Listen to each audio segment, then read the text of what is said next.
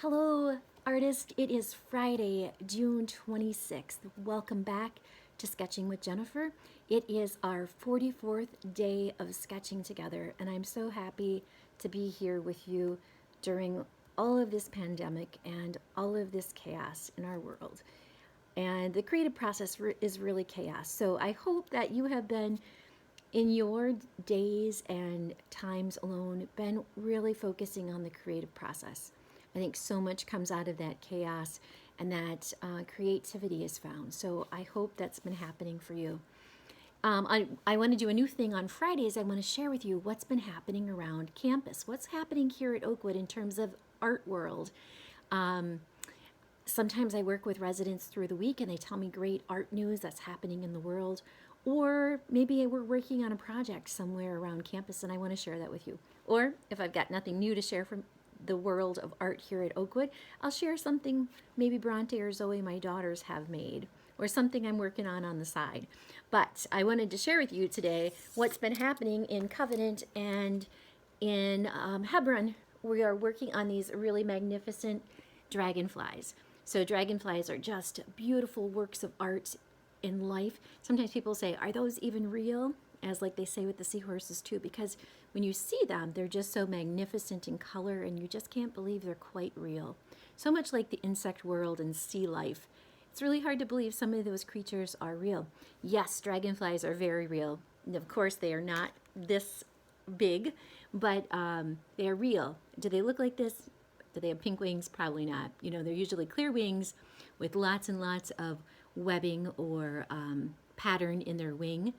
And then, of course, a colorful body, and they can often be blue and green and black and blues and all kinds of golds and very just sometimes red. Beautiful, beautiful creatures. So I put these on wire, and they're going to go on display, and they'll have a little bounce to them and be able to sway like a dragonfly would if it were sitting on a leaf or something like that.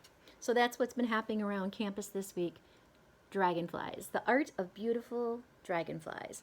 So if you get inspired to do a dragonfly yourself, please do in your sketchbook.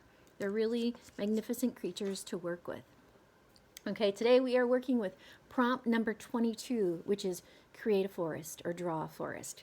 So what I decided to do today is a birch tree forest. I was thinking of my travels up north Wisconsin and the birch trees I see along the way. I don't see a lot of birch trees here. I might see a patch of them somewhere along my drives, but I don't see as many as I see when I go up north. So I have pulled out a newspaper and I'm going to make birch trees. So I've got my paper here. I'm working bigger than my sketchbook today. And I am going to create, I'm going to start with 3. I'm going to create 3 birch trees. Birch trees they grow very tall and very thin. They don't get very big around. So I'm going to put 3 together for the start of my birch trees. Now birch trees in summer have green leaves, and then as fall gets here, those leaves turn yellow and they blow pretty rapidly in the wind and they're just beautiful. So now I'm going to find an area of my newspaper that has different print. I'm also going to find an area of my newspaper that might have different gray tone colors. I'm going to take this picture of this little girl and this puppy. I'm going to rip that out.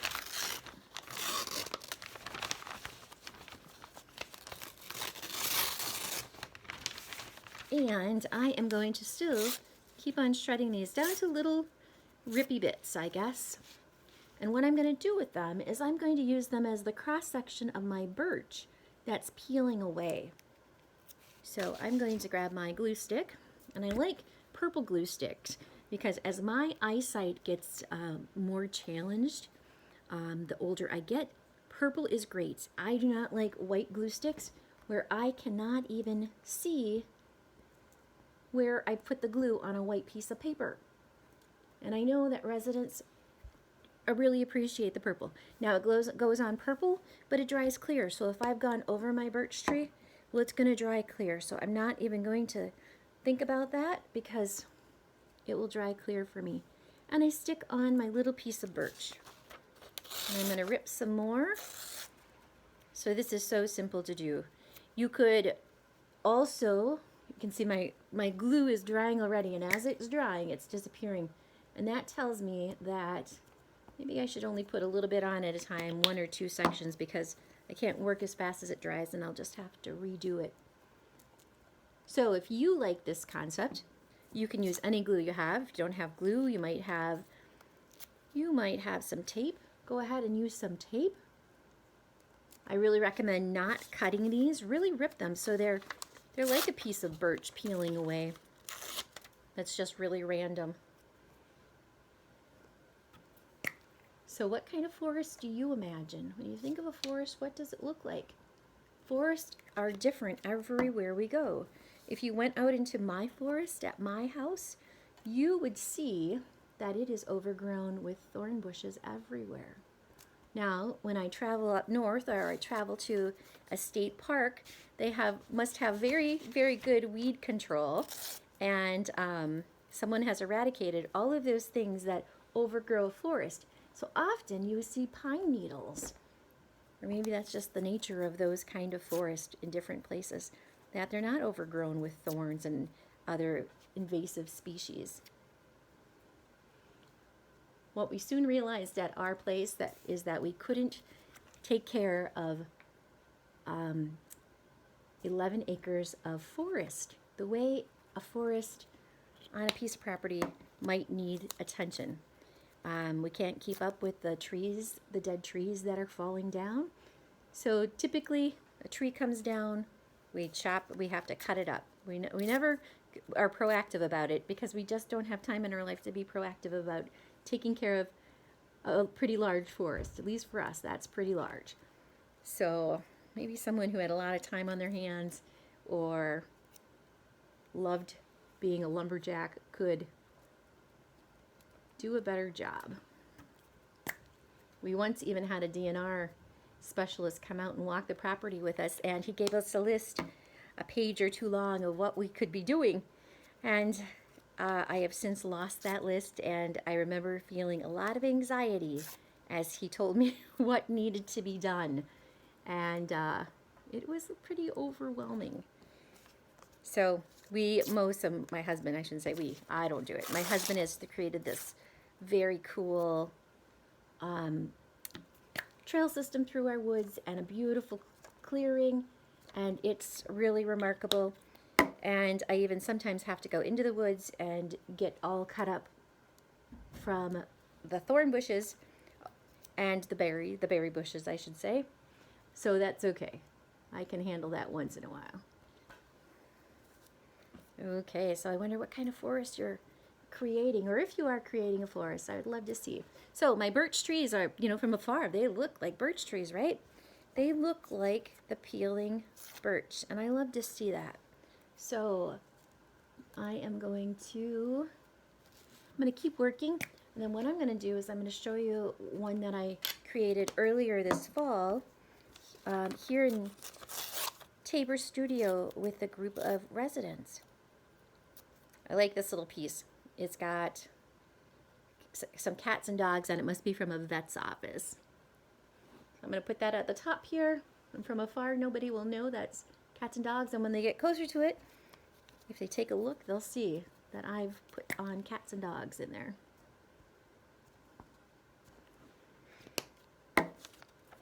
I am so looking forward to the day we can get back together. I have been dreaming up things we can do together. I have a colleague here who has really been thankful. She's told me, wow, this has really created a new sense of how we can practice here at Oakwood, how we can work with residents. And it's really, through all of this and all of the chaos and all of the uncertainty, it's really created some beautiful, beautiful opportunities to think differently about how we are together, how we can be better together. So I am thinking always, how can I be a better art therapist? How can I be a better artist in community here?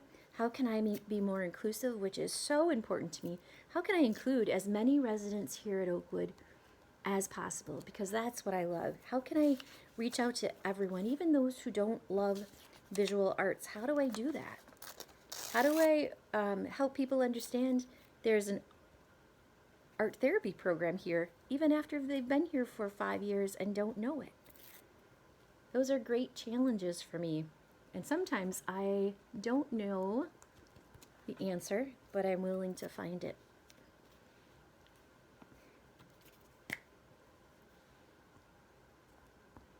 Okay, so hopefully if you're making a forest, it's looking really great.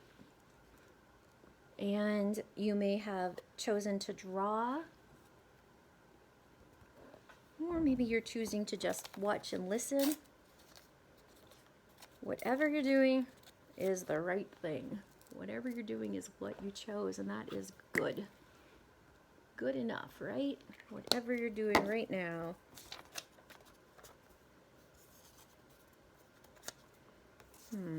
There we go. There's the little girl in the puppy piece. I'm going to rip a piece of that.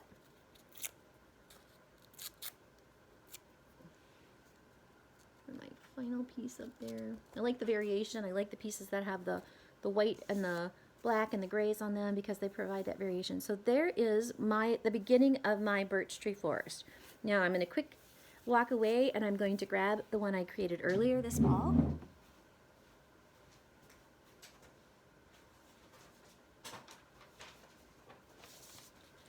And I'm back. Okay, so here's the one I created earlier this fall. Here are the leaves changing on top. Here's the forest. So same idea. Birch tree here, it has a V. My girls would call that a V tree. And then another single birch tree there. And then the growth on the forest ground right there. So that's what my next step would be for this one after it's dry, and I think a little bit more about what do I want to put in that background. Might even be fun to put a bear standing up and scratching his back against one of the birch trees. Okay, have a fabulous Friday, everyone.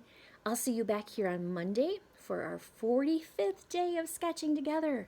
And it was supposed to be our last one. I said 45 days of videos, but we're going on. So we won't stop on Monday. It's only just the beginning. Okay, see you back here Monday. Have a great weekend. Thanks.